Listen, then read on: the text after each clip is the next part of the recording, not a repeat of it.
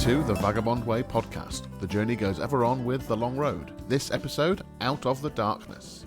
Continuing their journey through the American wilderness, discovering the myth, moonshine and madness of the southern states, the Long Road present their new EP, Out of the Darkness, which is released today.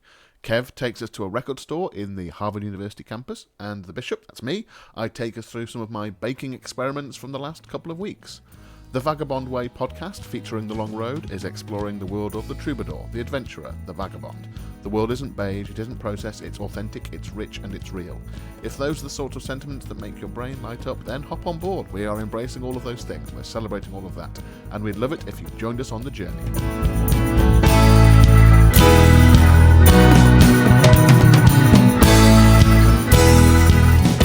Greetings, I am Chris the Bish Lydon. Welcome back to the podcast. It's lovely to be back after a week off last week. In some ways it feels like much more than a week has passed, but also it feels like it was just yesterday that I was last speaking to you. Time is a funny thing, isn't it? I hope you're all well and surviving the world in its current state. It's all we can do right now is keep on chipping away, isn't it? Anyway, exciting day here at Vagabond HQ. Our new EP, Out of the Darkness, is out today. This is a 4-track EP, and we're going to delve deep into it in our chats today, just a few moments. We're also releasing our new music video today for the 3rd track on this EP, which is called Do You. So just search for Do You, Steve Bonham and The Long Road on YouTube, and you should find it.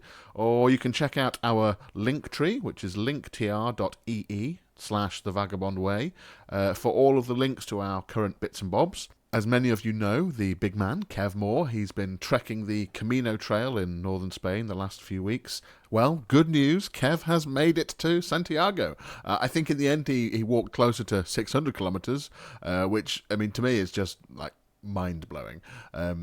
Judging from his regular Facebook posts, it seems to have been quite the journey, but we are looking forward to being able to catch up with Kev soon to talk about what the experience has been like. But fear not, listeners, we do still get to hear from Kev today. He recorded us a Kev's Cafe Corner before he went off on his trek, and he's also done a short snippet on the Out of the Darkness EP whilst he's out on the road, which we're going to put in today's show as well. Our usual reminder that if you like this podcast, you might like our YouTube show, the Transatlantic Connection Show. The latest episode of that was out just a couple of days ago, and it features the second part of our chat with Mal McWatt, a great Scottish singer-songwriter with a passion for music connected to his heritage, and also a chat with Simon Birds, an independent radio DJ who has just started his own radio station, Arc Radio. Just search for the Transatlantic Connection Show on YouTube or Facebook and you should find us. Anyway, on to today's content. First up, I'm going to present Kev's little missive about Out of the Darkness, which he recorded for us whilst he's out on his trek. And then we've got me and Steve chatting our way through the new EP, particularly the new songs which are just out today for the first time. They are called Do You and Waiting on a Storm. So I'm going to hand over to Kev now.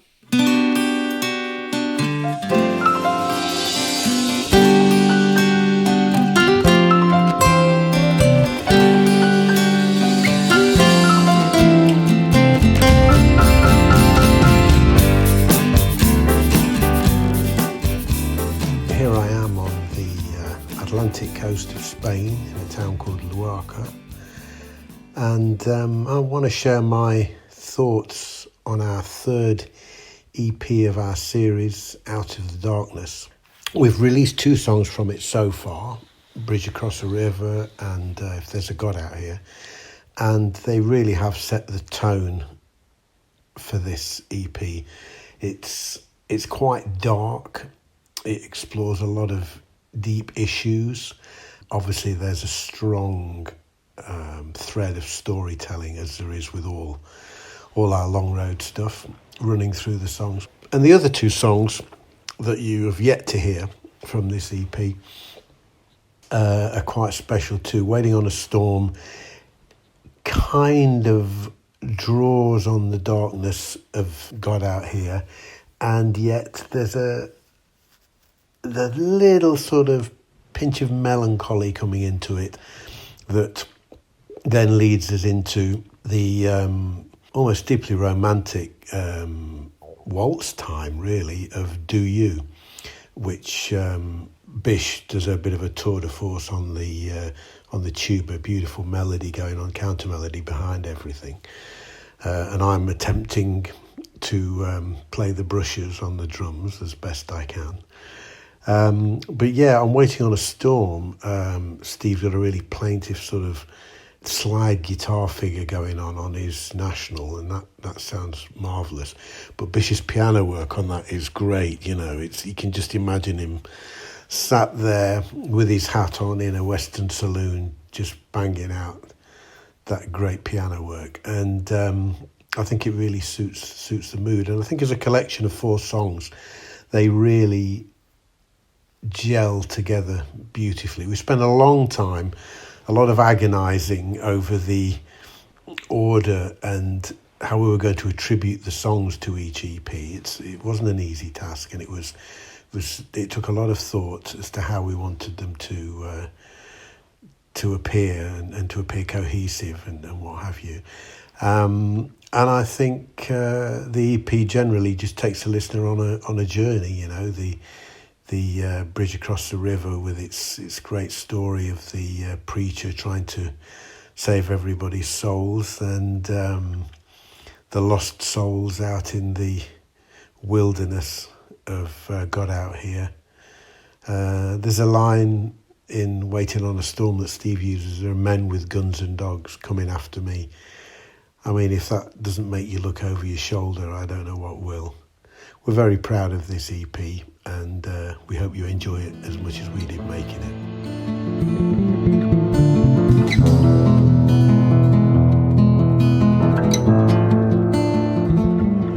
So today is the day where we release our 3rd EP in this grand scheme of EP releasing, and it's called Out of the Darkness. It's out now today. It's on Spotify, it's on Apple Music, it's on Amazon, it's on Bandcamp, it's on all those places where you can buy our music and listen to our music.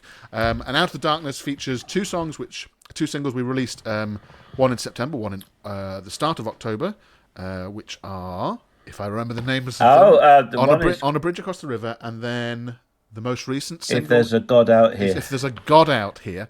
And then the 2 new songs which are coming out on this EP today are Waiting on a Storm. It is. And Do You. Yeah. And so we're going to have a little chat about them. Kev isn't with us. Kev is currently, as we speak, still finding himself in the wilds of northern Spain, sending more and more Facebook updates, more than we thought would be possible for a man living without electricity for 3 weeks. It's quite remarkable how often he's living on chocolate and churros. But hopefully Kev will be able to send us a little missive from the wilds of northern Spain via his phone for this podcast. But me and Steve thought we'd have a chat about the new EP today. I mean, how does this fit into the bigger picture of things, I suppose? That's one thing to think about, isn't it? Because we are releasing these EPs gradually, smaller chunks of music, but more frequently. How does this play into the bigger picture, Steve? Yeah, I was thinking, because it's been on my mind this week as we kind of think about this 3rd with 1 left. There I don't know what you'd call these 4 EPs. I mean, whether they're chapters or installments. Maybe that's the right word. Maybe it's an installment, really. A bit like, it's like making an album in the way Dickens used to write novels. He'd do an installment over a month or something over a year. Yeah, this is the dark installment. The whole journey, everything is, American wilderness. It is this kind of very visceral response to the southern states of America and what it looks like to a wanderer or a vagabond, like we are, in its impact on us and things. And then I guess this whole thing reflects the darker side of that part of the world. Not, and the next one probably reflects more of the lighter side. Yeah. And that doesn't make it. It's not miserable. It's not a miserable collection of 4 songs, but it's a big mistake just because we all have a common language. The famous words of Oscar Wilde: "Two nations divided by a common language." To be honest, these days, America is a country divided by a common language. What people mean and say is very different, even when they're using the same words. It's kind of odd. And that's one of the things that we wanted to explore when we were talking about how we were putting these because we were. Correct me if I'm wrong, but I think when we recorded all of these things back at the start, was that the start of this year? I suppose it was, wasn't it? Yeah. Most of them we did American Wilderness, the EP, end of last year, but then we did the rest of them start of this year. Yeah. And I'm not sure if we were thinking about separate EPs at that point. I can't remember. But then when we decided to do that, we were thinking really carefully about how we group these songs so that they are their own little world of exploration in themselves. Yeah. And thinking of this darker patch, which I suppose fortuitously is coming at a time when perhaps the world wants to sort of be getting out of the darkness a bit, thanks to COVID over the last 6 months. But we wanted to explore that, and we purposefully grouped some songs together that were on that darker side.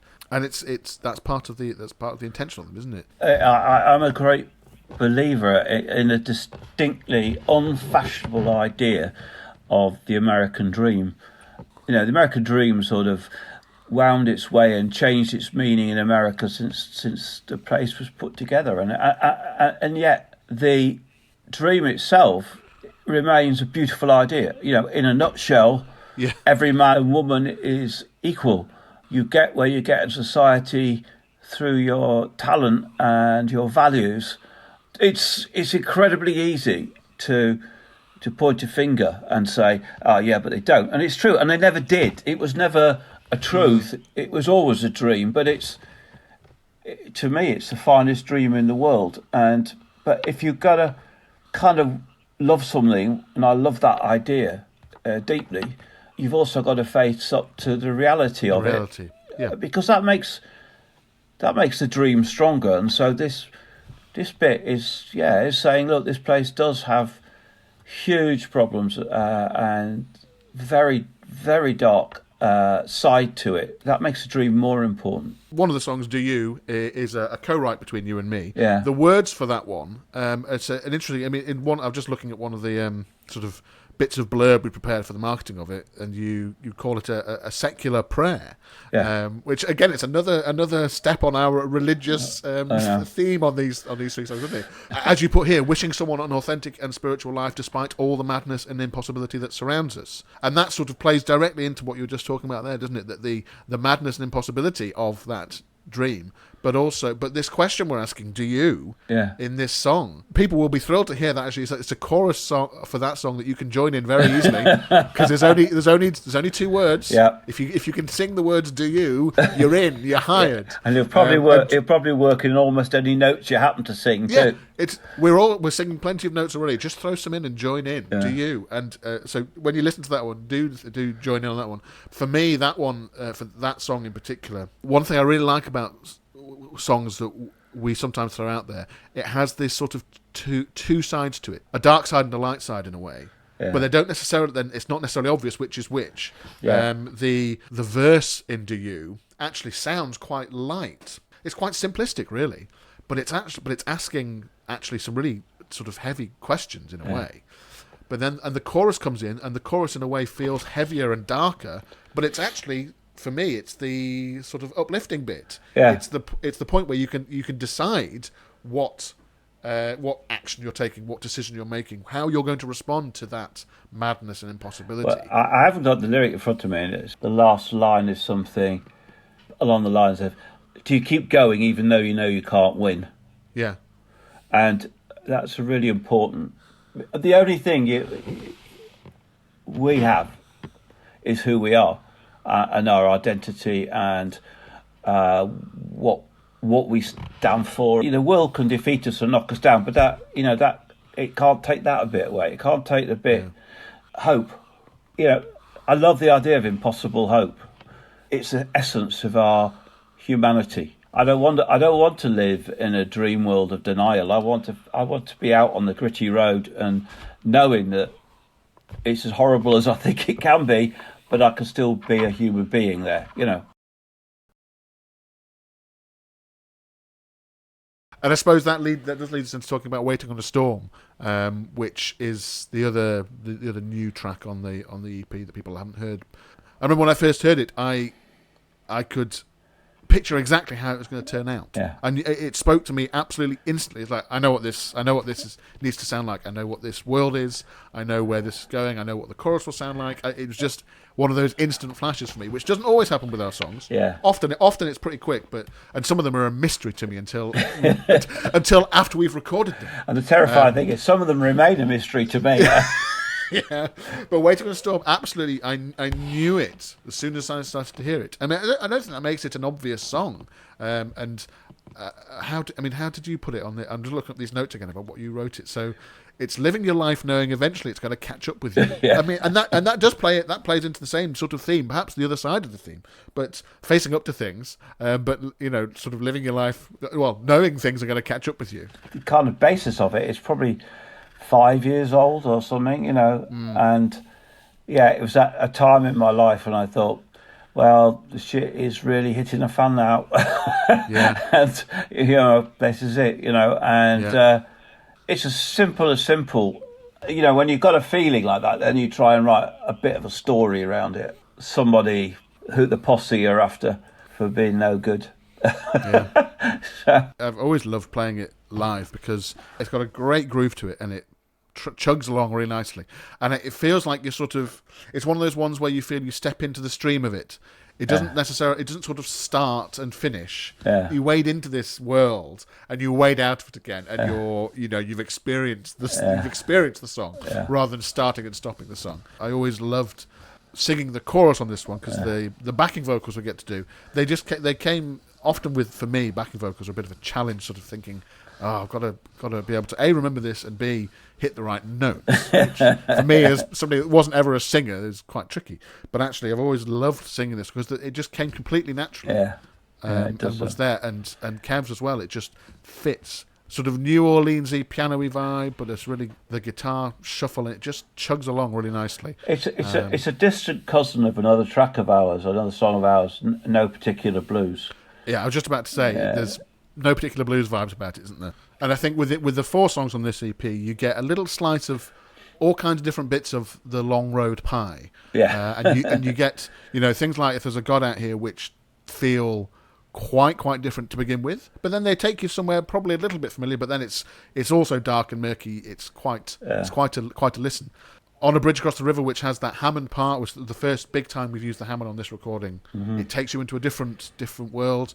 Do You, with this guitar and piano and really sort of thick, velvety vocals in the chorus. Yeah. And Waiting on a Storm with this New Orleans-y, piano-y vibe.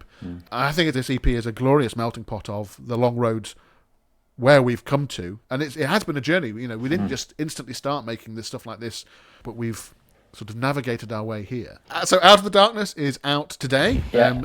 If you want to go and have a listen to it, please do. It's on Spotify, Apple Music. Like I say, it's on Bandcamp, and we haven't really spouted about our Bandcamp much before in the past, but it's been there for years. We just never really talked about it. Yeah. So if you want to support a great platform that's working hard to support artists, i.e. Bandcamp, they need to take a cut of the sales that people make on Bandcamp because they've got to run the platform somehow, but they don't take nearly as much of a cut as Apple or Spotify do on these things. So if you want to support artists, check out Bandcamp. We are on there at thevagabondway.bandcamp.com. The EP will be on there. You can buy all the tracks as download on there, along with all our back catalogue as well. It's on Apple Music, Spotify, Amazon. But that's it. That's Out of the Darkness. It's all of a sudden, it's the end of October and it's released. It's remarkable. So do go check it out if you can. So here is one of the new songs. This is Do You, written by Steve and me, and released on our new EP today. Headphones on, sit back and get drawn in.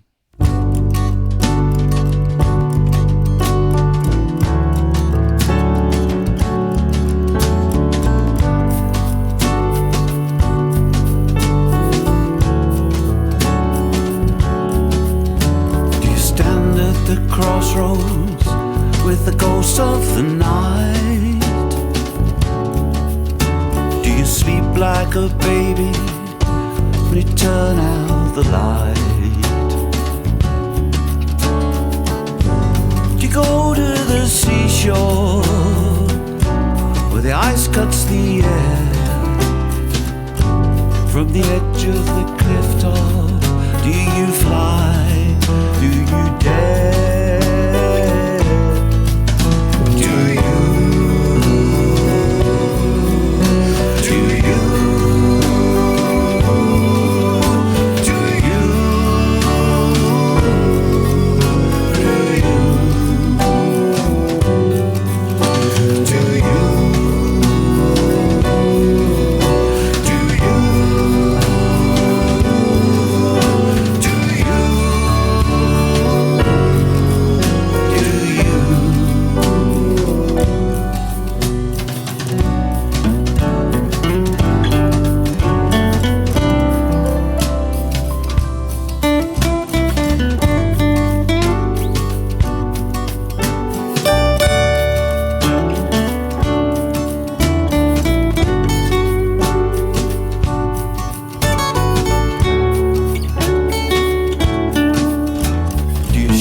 Cracked window when the last birds are gone. Do you imagine the whole world is breathing as one? Do you open your eyes wide when the day and dust meets? Shiver with pleasure at the touch of cool sheets. Do you? Do you? Do you?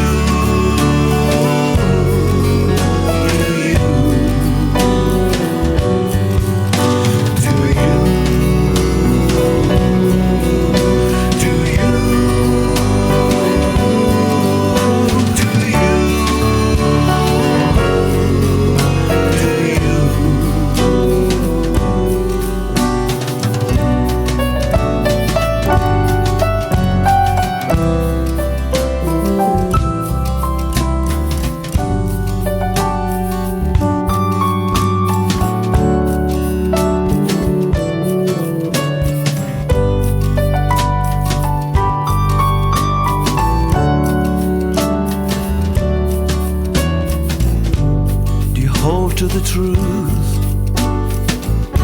like a flame in your heart. When the whole earth falls silent, do you know where to start? Like a hurricane of hope, do you let each day in? Do you keep on singing, though you know you can't win?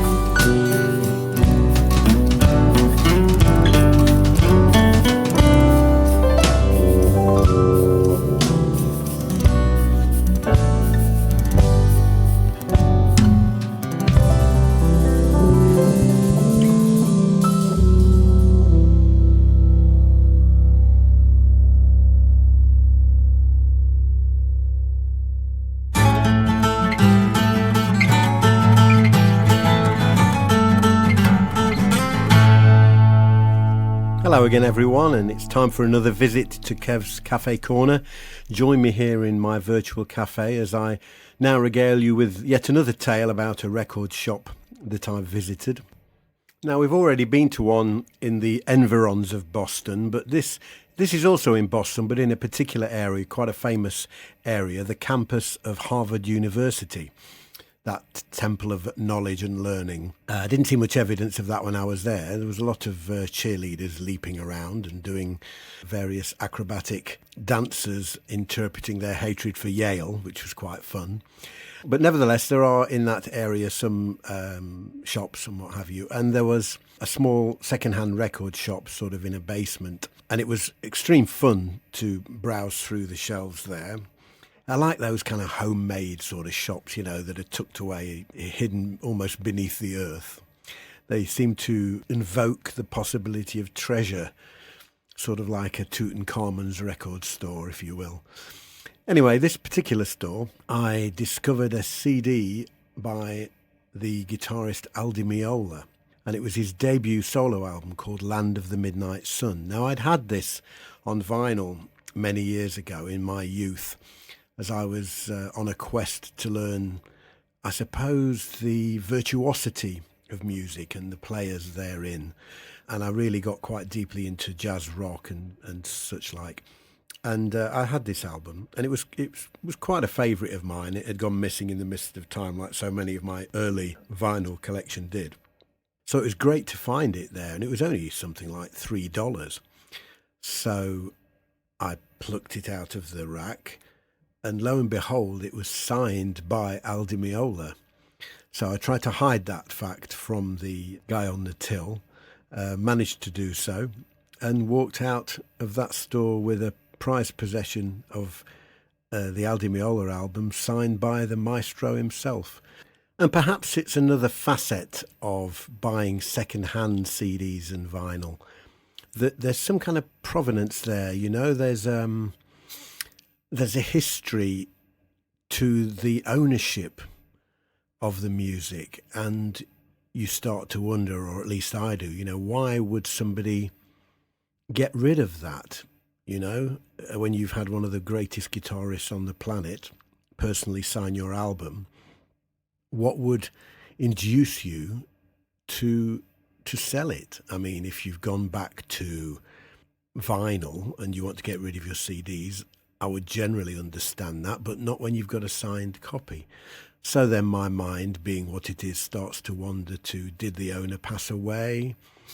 Did he suffer a divorce where the non-understanding wife just flogged all his records, or even vice versa? You know, let's not be sexist about it. There's probably a lot of women who adore Al Di Meola's music. So I often have these thoughts when I'm holding in my hands a new purchase of an old product, if you like. I think it gives the music a certain added weight, really, that it's been in somebody's life, it's enriched them, hopefully, and it's been played to many other people. And now you're the custodian of it, really, because one day it will move on, somebody else will own it. And music belongs to us all, I think. It's universal and it's necessary. So that's my little story from the record shop in the basement on the Harvard campus.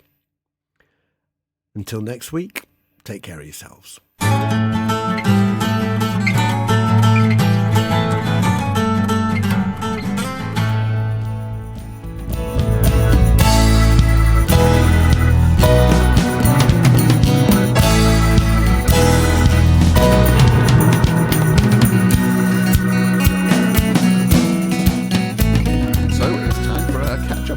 Bishop's Daily Bread activities for the last couple of weeks. It's been hella busy here at Vagabond HQ, Northern Branch, just trying to get all of our many ducks in a row for the various projects we've got going on. But I've managed to find time, and actually, I suppose, forced myself to find time to do baking and cooking, satisfying the need for me to, you know, have food to eat, but also satisfying the need to break up what you do in the day or in a week, so you don't just go loopy, sat at a desk, you know, making videos or doing social media or planning XYZ, or even spending hours at a keyboard learning or practicing or planning for our upcoming recordings. So what has been coming out of the oven for me for the past few weeks? Actually, I suppose before that, here's a thing I learned, which I didn't know, and perhaps it's useful for me to pass it on to you. Apparently, instant yeast, once you've opened it, you're supposed to keep it in the fridge. I did not know that. I'd always just kept it in the cupboard. So I guess that's kind of spurred me on to retry some recipes that involve yeast, in case this new fridged yeast, after it's been open a few weeks, reacts differently to the the cupboarded yeast I was using before. Anyway, cheese muffins, English muffins with cheese. The dough for this was an utter delight, so soft and spongy, and actually the resultant muffins were really very delicious. But a super easy recipe, and I think just one prove in the end. Highly recommended. Do make sure you cut them big enough though. Mine were sort of 80% of the size I wanted, really. Just needed to be a little bit bigger. And I guess I'm going to discover in the coming months, now I've started making them, just exactly how much grated cheddar you can get into that recipe before it ruins it. More cheese. I also had a bit of a waffle binge, another of my quests to seek the perfect something, and this time I'm seeking the perfect Belgian waffle. Crispy, but light. I'm trying a recipe right now that's got yeast and buttermilk, that sits overnight before you griddle it. The first batch I made was with the elderly yeast, so it wasn't great. It was fine, but it wasn't great. The second batch with the new yeast was too thick, but actually tasted good, and the texture was pretty good. But I feel like there was a middle ground of texture to be found there. The last 3 days have been the slow, gradual process of attempt number 2 of homemade croissants. And I'm sad to report that they were pretty bad. If this had been Bake Off, I'd have been talked about, capital T, capital A, as being at risk. I think the butter was too cold. Can you believe it? When the prepared slab first went in the process. So there's a lesson learned there, I think. My obsession to find the perfect pizza dough recipe continues. Now I'm working with newer yeast, but also 00 flour. I'm just seeing how that goes. Mixed results so far, but I'm learning, always learning. Fruited tea cakes, again, these were close, but still too many fruits that end up on the outside and just burn in the oven, and you get this bitter taste. Like, how am I supposed to keep them in? Like, when I'm mixing the dough or rolling the dough into the buns, how do you keep the fruit in? And actually, I even accidentally snuck in a tray of brownies this week. Oops. I mean, they were delicious, but so unbelievably unnecessary. It's just not true. But, sometimes you need some totally unnecessary brownies in your life, don't you?